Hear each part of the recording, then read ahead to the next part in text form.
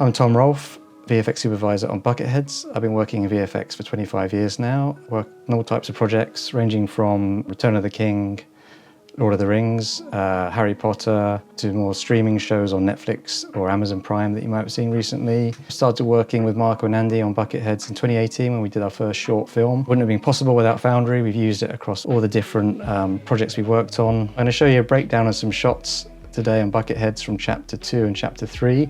There's going to be a full CG breakdown and then a live action composited with full CG as well, just to give you some different ways we've used Nuke.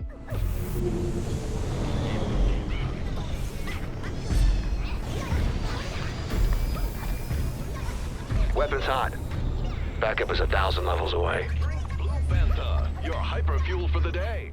So Chapter 2, shot 0-10-20. This was a big one. We start off looking up at the sky. There's a focus pull to the stormtrooper in the foreground, which are very tricky to match with an anamorphic camera lens. Did all the camera tracking in Nuke for this one. Did the layout in Nuke. It was pre-copycat when we were working on this shot, so that a lot of manual rotor went on the stormtroopers. This is the studio where we shot the project. Obviously some nice examples of the flaring that you get from the real camera lens that you can copy in Nuke. Got the Jawas. I feel like I'm saying it wrong. The characters in the background there with the anamorphic bokeh on their eyes. So here's the 3D scan of the level 1313 set that we used. This is all built in real life. Obviously we needed reference of how to line up the cameras, so we brought this into Nuke, tracked the cameras in Nuke, and then lined up based off the reference of this scan. Then I was able to pass this off to the 3D team for all the different shots, so that when our CG came back, it would line up with our set correctly. This would usually be done by a layout department, but it was something that we could do in Nuke, just as it's kind of an indie project, and we didn't have access to all those different teams.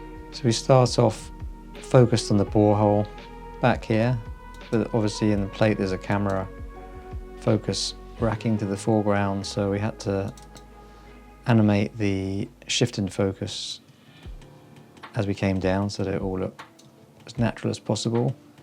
We had some floating holograms here that we added on. Yeah, so as the camera comes down, we start focusing on the foreground. This is obviously all the background before all the foreground stuff is put on top. So this is the CG background that we rendered out of Maya and Redshift. We filmed some background characters, then we used the camera from the track in Nuke to place us on cards and add us into the scene in the correct spot. This also allowed us to get the right depth so that when we applied a defocus based on the camera's information, everything matched together. Added some smoke elements. And this is just using a ZT focus with a formula that picks up all the camera information, applies the defocus based on depth. We have to apply the lens distort, obviously, to match the anamorphic lens. And here it is in the background, blending with the foreground, and that's it, really.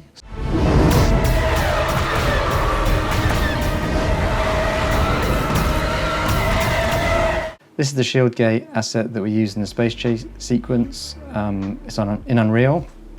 We imported all the cameras that Brandon gave us, who's our animation director, and used them both in Nuke and Unreal. But because the asset's so large, we had to use Unreal for this part of the process, and it was quicker for me to use it in Unreal, render out, iterate, render out again and use in Nuke rather than go through our traditional pipeline of rendering through Maya and Redshift. This is it playing in Unreal, seeing the actual camera run through the sequence. So we would render this out to disk to use in Nuke alongside with Coruscant, which I'm going to show you quickly as well. I did have this as a projection in Nuke, but due to the depth and complexity of Coruscant and some of the movements in the cameras, it wasn't working, so we had to use Unreal for this. You can see the space and shield gate asset and Coruscant we'd rendered out previously, and I'm just going to show you some parts of the script of how we created this shot. We begin with the star field. This was all done in Nuke using a particle system. So basically we've got a very simple sphere with a low amount of polygons to emit a star field in here, and then we'll bring the camera into this star field so we get all the movement of the stars correct to the camera's movement. So we ran this through for every shot. We could obviously grade the stars as we need to get a nice final look. I tried this in different ways, but using the particle system in Nuke was the most kind of reliable and versatile way of getting a nice accurate star field. So we brought the star field in from that we've rendered out previously. We've got Coruscant rendered from Unreal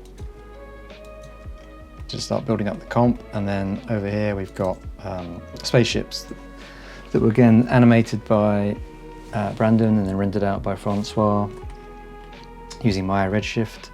That meant we've got multiple AOVs to work with, which you can use in Nuke to grade after the fact. In this case, we've got some diffuse lighting, reflection passes, specular lighting, global illumination, some various data passes that we can use. And then we've got a template in here that we can build in Nuke and reuse to adjust the lighting as we need. And then we have a defocus that we're not applying in this case, but we have defocus nodes that we apply across all the sequences, and we'll probably show you that in another shot. Some lens effects and glows. That's for the Soteria layer, and obviously it's being chased by the evil Empire TIE fighters. So we've got TIE fighters rendered out in a similar way with various AOVs that we can use to grade them after the fact, adding some anamorphic flaring on the lights there. And then we have a laser setup, which we developed for this sequence. The lasers are all hand animated on a lot of these shots to give us the look we needed, but then obviously they just came out as geometry, green and red lines, and then we had to apply a template to give them the Star Wars look that we wanted. Down here we're adding some lens blur effects to give us a more cinematic feel for the space chase. And then there's a kind of custom lens effects that we apply at the end to give it an anamorphic look that tied into all the live action shots. And this gave us the finished shot.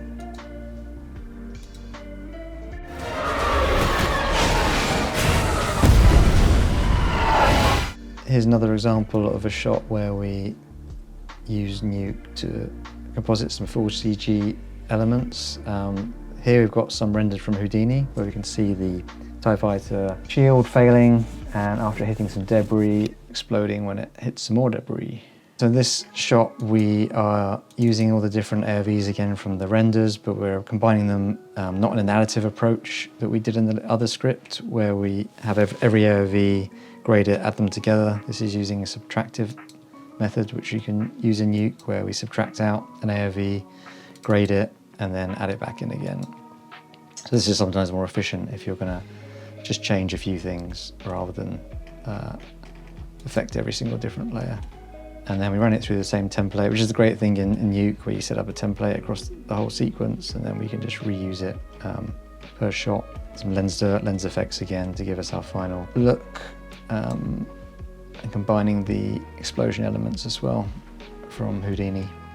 So in this shot, we have the star field that I showed you in the previous setup, using Nuke's particle system. There's the shield gate further away, and then the debris field, Soteria, TIE fighter layer. And then this is the interactive lighting from the explosion that we were adding on to the TIE fighters. Some debris passes from that.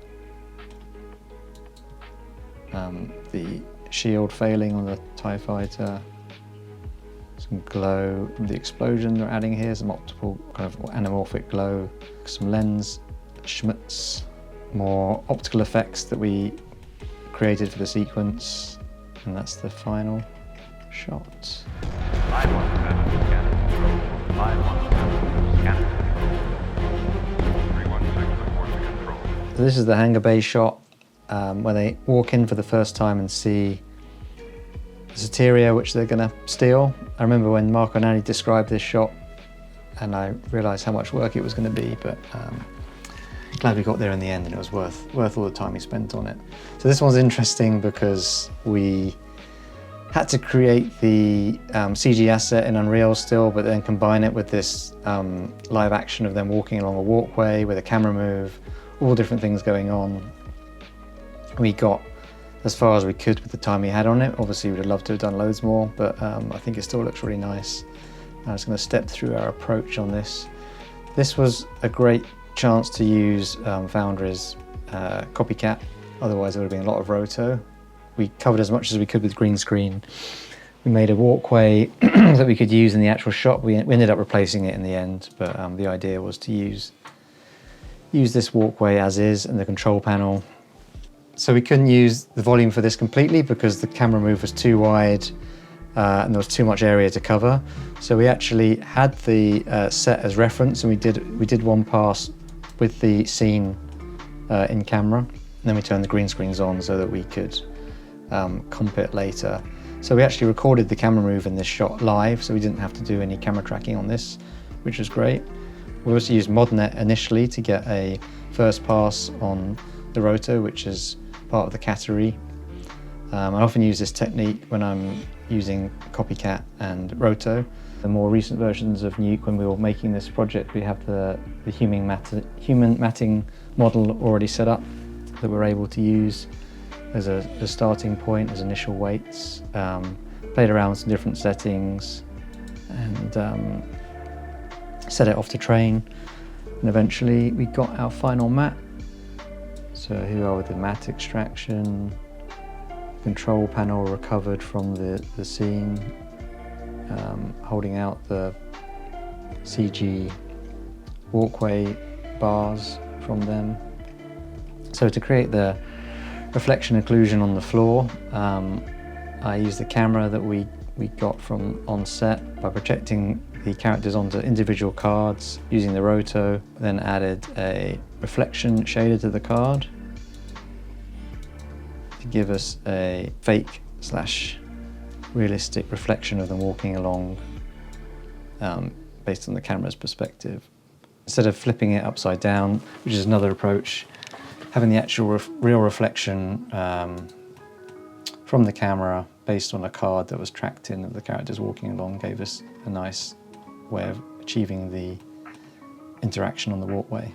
I had to do that for each character individually, and then we did some kind of fading off of all the reflections to recreate the real look of a slightly scuffed up floor that they're walking across. See a bit of despill here, combining it with the matte to give us our extraction. The renders from Unreal combined here. We rendered out the CG in different layers so we could hold them out correctly. Adding some fake reflections from the floor, the usual optical effects and lens effects to match the rest of the sequence to give us our final shot.